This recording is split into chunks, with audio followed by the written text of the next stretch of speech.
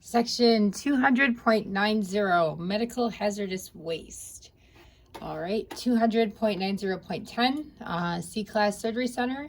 All medical hazardous wastes are stored in OSHA acceptable containers and separated from general refuse for special collection and handling. So this will need to be a vendor that is hired and contracted, right? So that would you would need to begin sourcing out that provider. I just wanted to point out for this section, 0.10, they want for quad, they're going to look for the dump bins also for your syringes, right? Because the counts, and you have to mark down what you dumped in the anesthesia, the lab? What? All right, the OR log, I think, and then on the anesthesia record. But I think it's a white container that has like granules in it that sucks up the disposed of fentanyl or anything, technically, whatever you're doing, lidocaine, because you're not supposed to dump it down the sink. So minimally like a 1 quart dump container from your vendor. You're going to, depending on your type of processes, I usually had I had 2 ways. I had a square box that was cardboard. We used MedPro. So I also used it for clinic and the OR. The OR had different use, so I had different products, right? They'll do your laundry. They have some that do laundry, right? Your medical laundry. Some people reuse their mop heads for doing their floors, washing down the OR. They'll have towels and mops and stuff like that. You have your hampers that roll around. Oh, that could be the linen company. Sorry. And then the boxes that I used for sharps mostly to put the sharps boxes in. So I had a cardboard box with the red bag inside of it. Then they would just pick up the bag. When it came to the OR, there were barrels, like a rain barrel almost, right? Except it was plastic, polyethylene. And what they did is, due to all the tubing, right? The IV tubing, the O2 tubing, all that kind of stuff. And I believe everything gets burned. I would talk with the hazardous waste people now since COVID debacle came around. I do want to also go over, where did I put it? There is another company, is it right here? Suction canisters versus suction bags. Modernizing medical fluid waste disposal. All right. And it is 2 years old. But this company is called SERRES, Ceres. So they have collection systems, right, on what you would use. The solidifiers here, large volumes, because the last place was a plastic surgery place, and they did aspirate quite a bit. I think it was, quite a few cc's of aspirate. They went to the max, and I'm not going to quote it now. The number escapes me. But they have something for everyone. So saving space, which was a very large project, because suction containers take a lot of space, right? They're big, they're round, and they just hang around for the most part. And then it depends how much you're taking out in your aspirate. So I would recommend going here for that part. So have your bags. Usually you work on your refill rate, your change out rate, right? It's how many they usually charge by how many times they pick up. And some surgery centers are very busy, right? Which I did have a high volume due to the pain management and my own personal experience.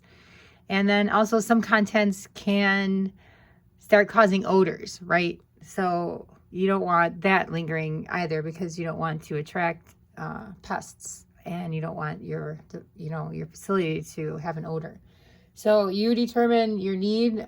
Sometimes I start off with the on-call need for the pickup, right? But definitely have the bin, you're going to need the bins available. And I usually kept my bin in the closet with either the slop sink or the closet that held all the O2 canisters, because that was usually a great big, electrical closet. And one place that I did that I was remote, right? They had theirs in the basement. So you just have to know how you're going to dispose of it and where it's going to go. Use disposable sharp items. 290.15. Use disposable sharp items are placed in puncture-resistant containers located close to the area in which they are used. So those are the sharps bins. The dump bin, I was able to leave, on a counter in the OR, right? You might want to put it on the anesthesia cart. Definitely there's a sharps container on the anesthesia cart. And you could also, they have them in PACU, so you're going to need them for the PACU. You can start off without the wall holders, but I would highly recommend the wall holders with the locks, just for safety. And you have to, when you do have a locking container, you have to put a little sticky tape that says key in cabinet or key in nurse's station or under computer. You have to say where the key is for that sharps container, so that if a staff member does see that it did reach the 3/4 full mark, that staff member can't have the disability of not being able to open that sharps container to change it on their own free will. And it's just something that we got tagged for once by OSHA myself. For my private locations. But you will think about where you're going to need your sharps containers. Look at your vendors, and this vendor, MedPro Waste Disposal, was another one I used. But you also buy the systems of the sharps containers through your medical supply vendor, right? So you want to make sure that your bins are compatible with your holders that are hanging on the wall. All right. And when you're hanging, doctors and nurses that are using the bins, make sure if you're putting it under cupboards, I would hang everything that I could to keep the counters clear, right? Because we use up every inch of the counters, no matter what. There's never enough counters. And make sure that you can get your hand and you're comfortable, that your hand, you're going to, practice like holding your arm up and putting a sharp away to make sure that, one, you can open it, and two, that you can put it in there unobstructed, right? So that it's at the right place. So it's better to impede below than it is above. Okay. All right. Next one. And this one is 0.020. There is a written policy for cleaning of spills which may contain bloodborne pathogens. And that, for the most part, usually happens in PACU, right? Post-op for emesis. So what I have had great success with, and which was easiest for the whole team, is a bloodborne pathogen bodily fluids spill kit. And technically, these are... and everybody's seen one, right? And they've come out. So what I do is hang this up on the wall in the PACU or the nurse's station, right? If it's in between, however this goes. And people don't normally use it, but if you do need it, it's here. We need a policy. And if your policy, which I have all the policies, right, as part of this program, but you need to be able to move past this quickly. Otherwise, you're creating this spill kit with all these items, right? So what we ended up doing, due to our high volume and high staff count, right? So everyone that wants to help, I'm not going to stop somebody from cleaning up vomit that wants to clean up the vomit, that's going to clean up the vomit, that feels compelled to clean up the vomit. You don't want the patient to feel guilty or bad. They just need to recover and be cool. So I have to say, make sure you buy emesis basins, because it isn't like just in the hospital. They are real. They do, even if it's just for spit. It's still a bodily fluid. You've just replaced what's missing. We had actually Ziploc bags that we created with the high use items in here, but this was hanging on the wall for my inspections, right? And for the most part, we just had to check expirations on most of this stuff, right? And I can open it, but it's the traditional, it's got the gloves and the booties, and there's like a little shovel in there and disinfectant wipes to wipe the floor up after it's done. So the procedure tells you what needs to be done. It would go through. And then the way this class works is we're going through this intro of all the systems that are needed so that people can start generating their mind thought on what's coming and how it may play out, right? How it could play out, you can visualize, because it's all about how we use it all, right? I am a consultant, right? I'm here to give you my best interpretation of this project and to completion, right? And I'm in this to win it, right? I've done this. I'm proud of everything I've done.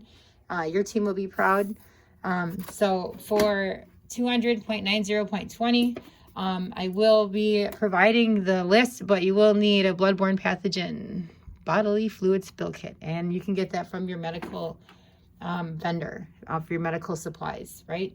And you know what you need in there. So they come, they're probably only like $20 or less for one. So just have that so that you can point to it, and then the module will have the policy that you would have on your file, and that would be part of your employee file for your OSHA training, right? So you need to show on your OSHA training that you have gone through this procedure that every staff knows, because the inspector, whoever's there, your nurse, so you want fewer, right? The least people there, he can ask anybody a question. The inspector. So they can ask you, how does it work? As the facility director. Technically, they normally don't, because, most of them are physicians owning their surgery centers, right? So they know that physicians kind of don't do that. But if they can ask the nurse, and the nurse would open it up and he would say, show me something, an item. It could be the absorbing mix, or, they'll call something out and they want to see the process, pretend this, spilled. What's your procedure? And you need to know that. So this is part of what all of this is all about. Thank you.